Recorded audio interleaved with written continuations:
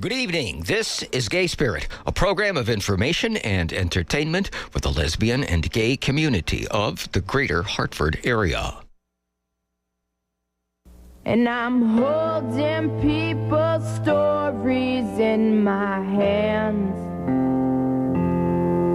They write me and they tell me what's gone wrong. And I'm holding people's stories in my hands. They write me and they tell me who's to blame.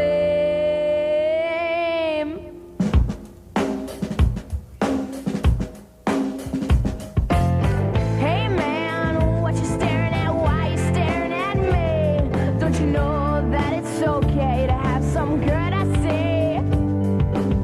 Hey man, what you staring at? Why you staring at my shades? Don't you know that it's cool to be a flame? We're all graceful anyway.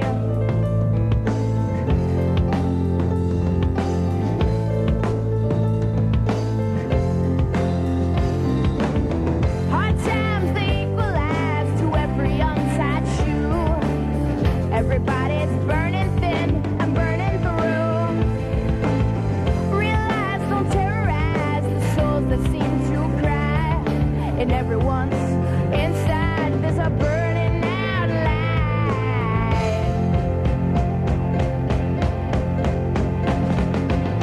Hey man, don't be a cool cat, help your brothers free. You see, and don't be tangling them in dishonesty.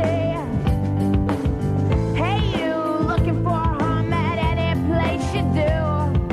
Don't be spreading hatred, we can't afford to lose another beautiful soul.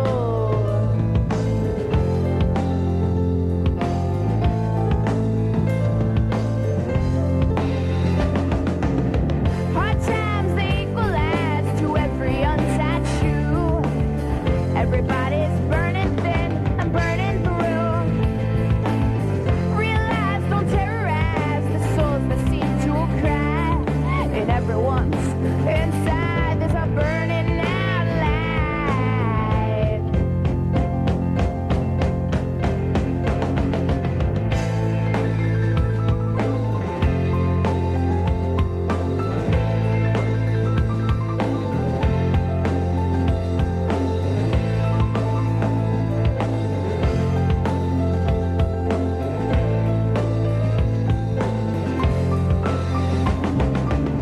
Hard times, they equalize to every untied shoe.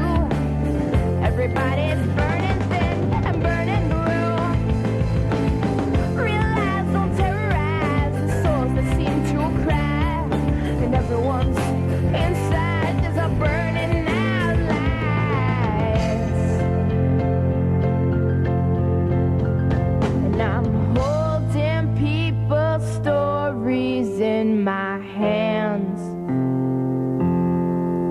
They write me and they tell me what's gone wrong. And I'm holding people's stories in my hands. They write me and they told me who's to blame. They write me and they told me you're to blame.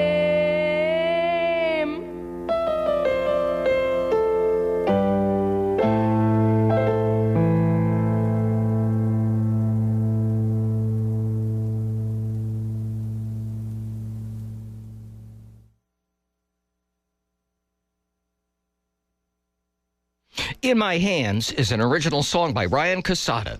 He's a young trans activist, as well as a singer-songwriter. He came out in his early teens while in junior high, where he came from on Long Island, and started recording his song material. While still in high school, he was interviewed about his songwriting and activism for This Way Out, the gay radio magazine by J.D. Doyle. That interview was broadcast in November of 2011, and in 2012, I recorded 2 interviews with Ryan for Gay Spirit Radio. Ryan went on to study political science at San Francisco State University. He continued to do music gigs using his performances to educate the public about the issue of trans rights. Ryan Casada has cast himself in the role of storyteller for others who are otherwise voiceless. In doing so, he's a truth teller, especially telling the truth about hatred and seeking to right the wrongs committed against us in the sexual minorities. The song, In My Hands, comes from Ryan Casada's 2011 compact disc release, The Theme of Humankind. Good evening and welcome to Gay Spirit, America's longest continuously running radio program specifically devoted to lesbian, gay, bisexual, and transgender issues.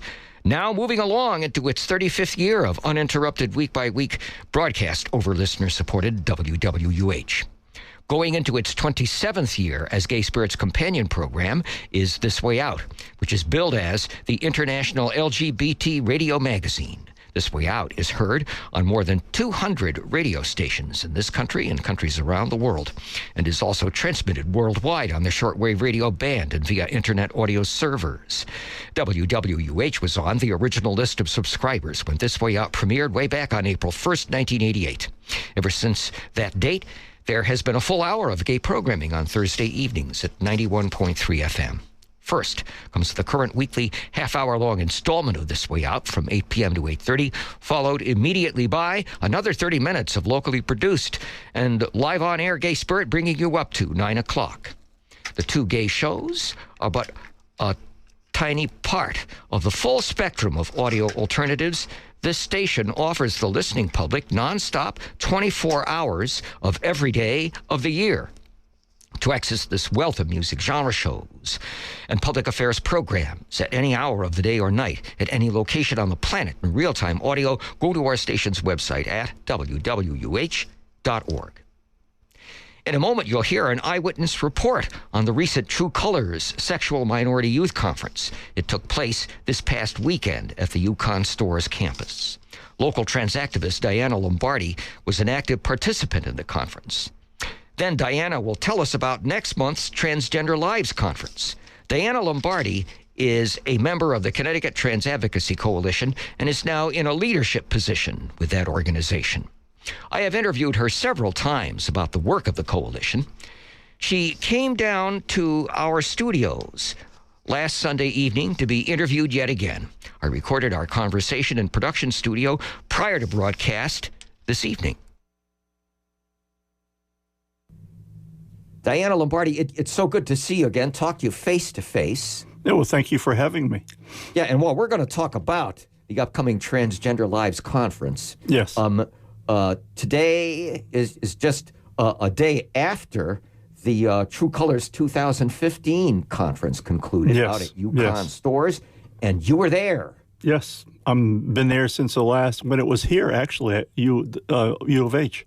Yes, I remember that. In those good old days, I could just grab Robin McHalen and whoever else wanted to talk, just run over next door to the Gengras Campus Center. It's like, come on over, let's do it right now. And it was easy to do it that way, but now that it's out at Yukon Stores, not so easy to do. No, it's not too easy to get to either.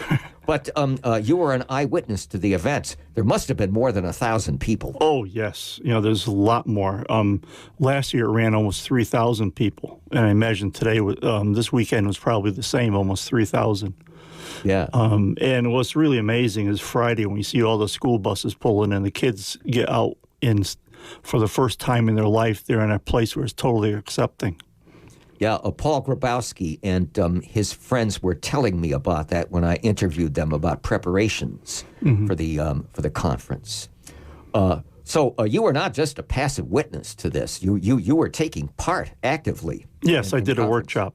Yeah, can you tell me about the workshop? The title of it was Transgender Activism from World War II to the Present, and what I did was look at a lot of the trans people that were in the news and also out there protesting our rights way back in the 50s and 60s and up to present day.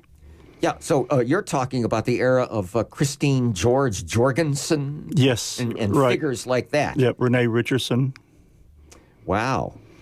Yeah, so it's a kind of historical perspective that you offered to the sexual minority youth? Yes, and some of the comments I got was, I never knew our history before. And so that was really amazing, that now they can understand what the movement has gone through since. Yeah.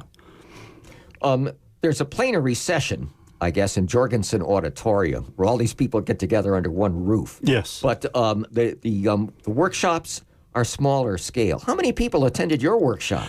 24 people.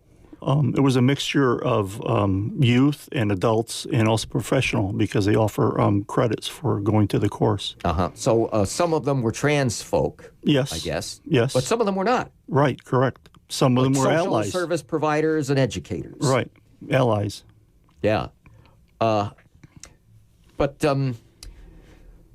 have you done workshops before at the? Oh yes, I do one every year. Yeah. It's so much fun giving them, and it's so informative, and I love to teach people. My other workshops were how to write policy for gender variant students. Aha.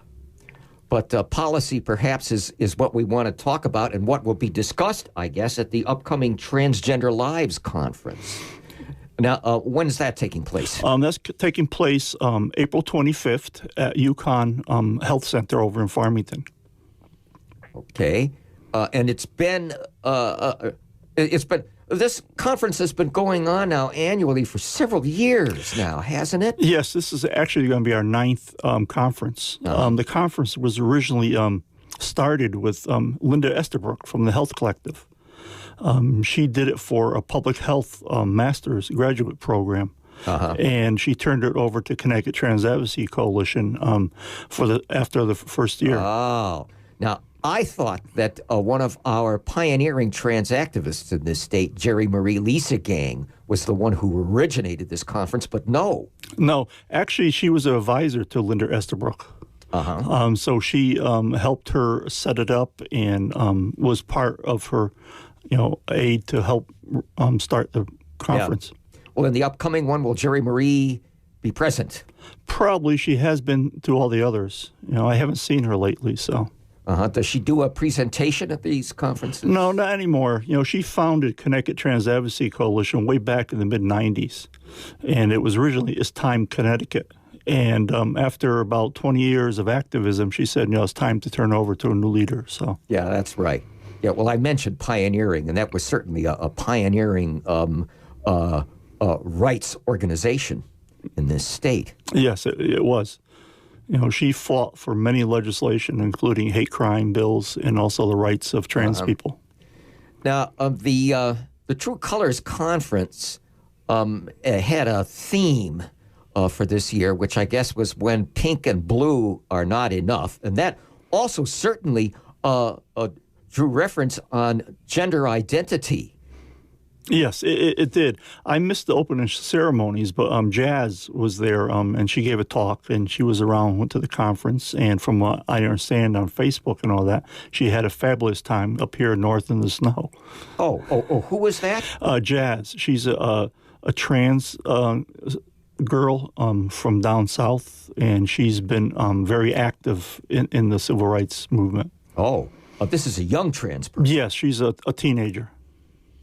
Well, wow, and that certainly indicates then where things are going in this cutting-edge gender identity movement, is that people are coming to a recognition of their gender identity much earlier in life now. Yes, they are. And one of the things is now there's media where they can see other trans people and other gays and lesbians. They're all coming out at earlier age, because now with more of our rights and more of it being on TV, more are coming out at an earlier age. How many people are you expecting this year to attend the Transgender Lives Conference? We usually run about 130 to 150 people. It varies. And it's always nerve-wracking. I don't have any nails left by the time the conference starts. Most of them from Connecticut, or do they come from other states? Probably most from Connecticut, but we had an inquiry from Oregon. Wow. Yes.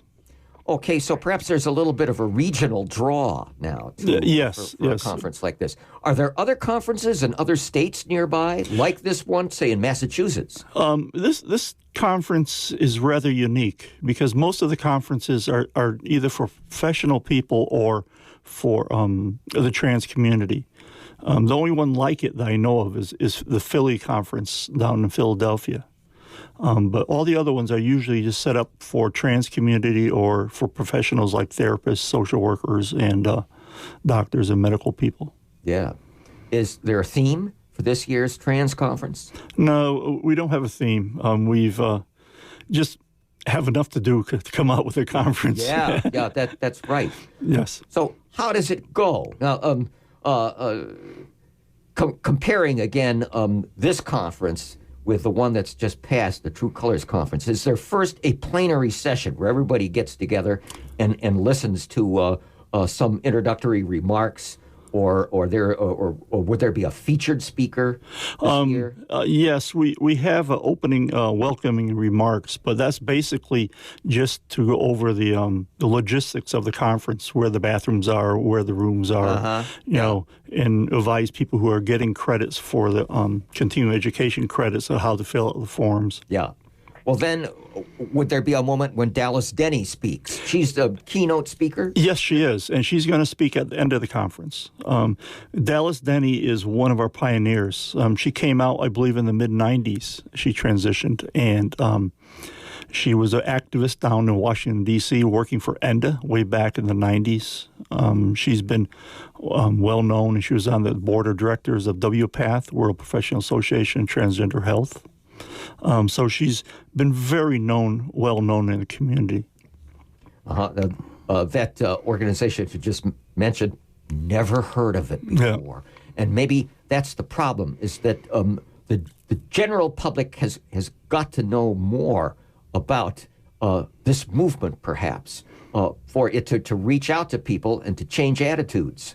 Yes, and that's one of our goals for the conference, is to have allies come, and not just trans people or therapists, but to have all those who are interested. And we have some basic workshops like Trans 101 to get them acquainted with the terminology and the vocabulary of the trans community. Yeah, and that, I guess, also has been evolving over the past few decades, too. Yeah, so like any language, it evolves. You know, what is true for today might not be true for tomorrow. Yeah. Do you expect that local media will be covering this conference? We haven't had any in the past. We sent out announcements, but none of the news media has shown up. And we're also kind of leery because many of the trans people are not out yet. Yeah. And so that's one of our big worries. You've got to be protective in this circumstance. Right. Yeah. On our IDs, we have a special red dot for those who don't want their pictures taken. Oh, yes. Yeah, that's a good idea. Well, then I'm really glad that Gay Spirit is stepping in to tell the public something about this. Yes, we really appreciate this because one of the hardest things to do is get the word out. Yeah, so it's coming up, the coming month of April. The dates again? April 25th. It's a Saturday. Day-long conference on a Saturday. Yes, it starts at 8 o'clock and ends at 5 o'clock. Now, for further information, people need to register, I guess. Yes. You can't just walk in the door the day of the conference? Yes, you can. Yeah. However, you might not get a meal because we have to order the meals on the 19th, so we need a final count. And so the meals usually go for those who paid in advance.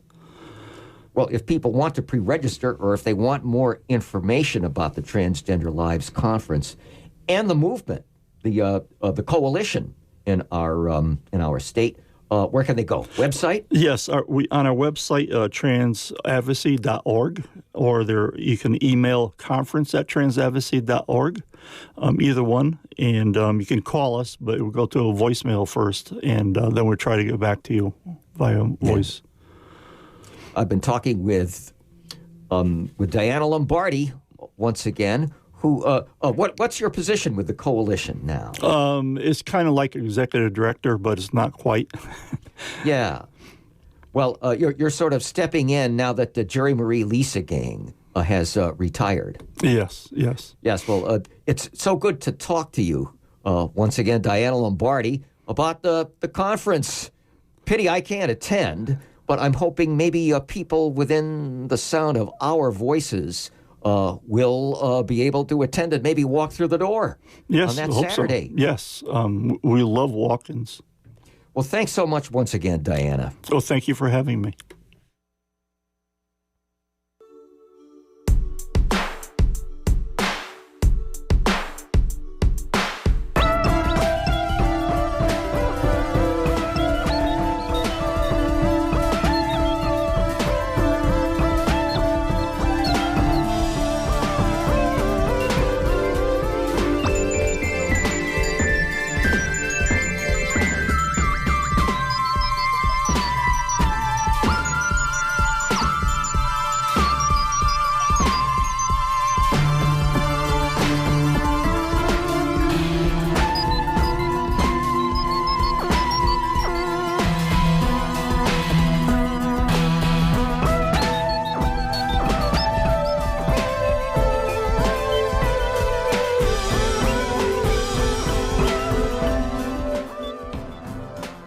In the background is Whirling Dervish at Your Service, one of the tracks from Michael Allen Snyder's brand new CD release.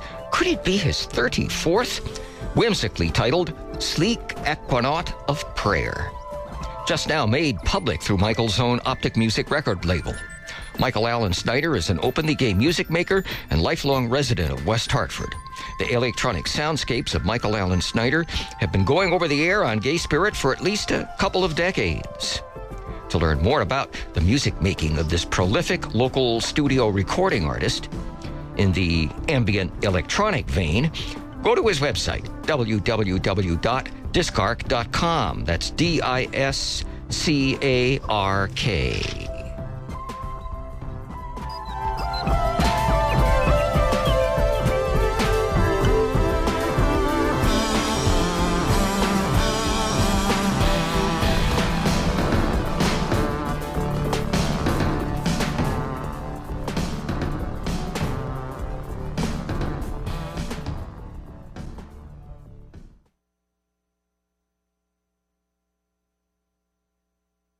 The Connecticut Gay Men's Chorus, under the direction of Greg McMahon, will be performing Andrew Lippa's unstaged dramatic oratorio, I Am Harvey Milk, about the openly gay and martyred San Francisco city supervisor.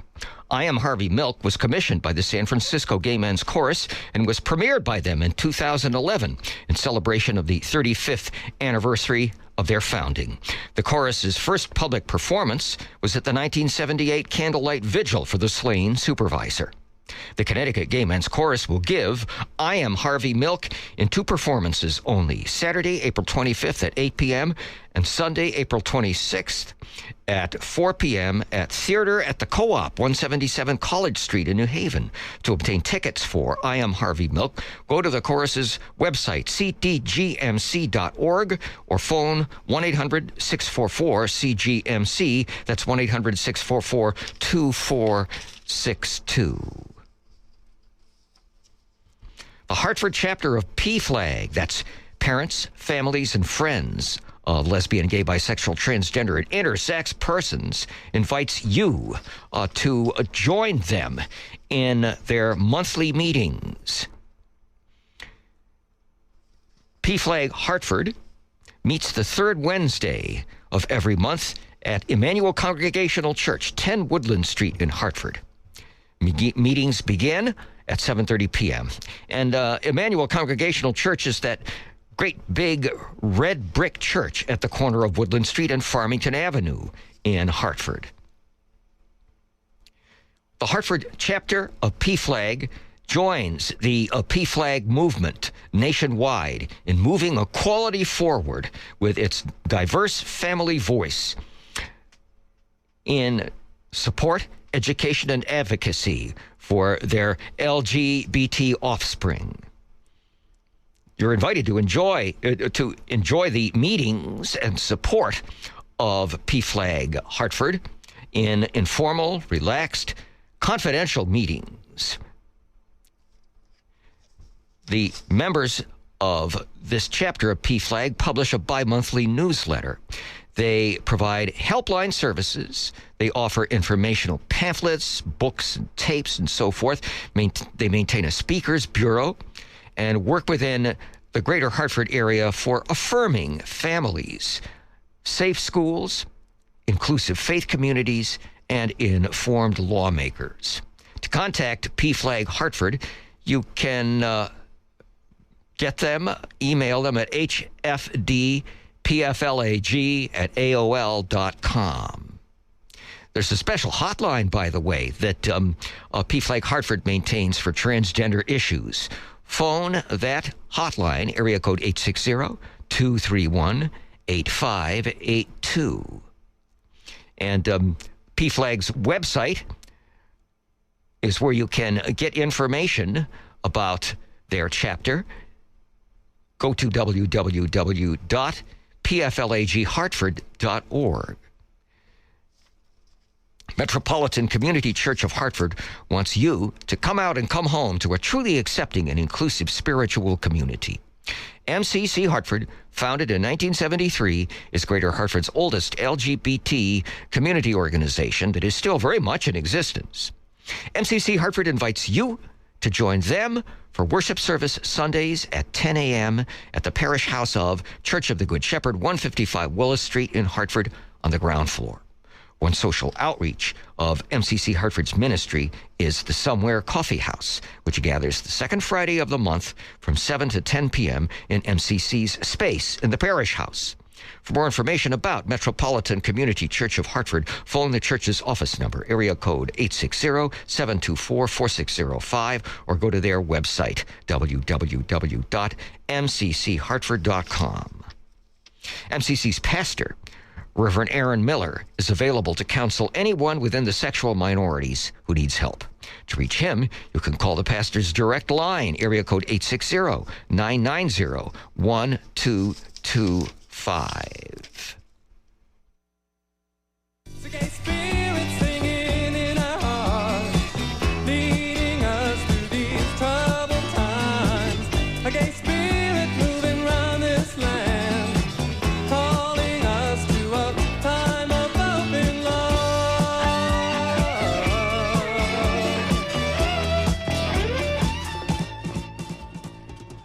Well, that does it for Gay Spirit for this Thursday evening. Be back with us every Thursday night from 8:30 to 9 p.m. for more information and entertainment for Greater Hartford's lesbian, gay, bisexual, and transgender community. And this is Keith Brown, wishing you a real gay week and good night for Gay Spirit.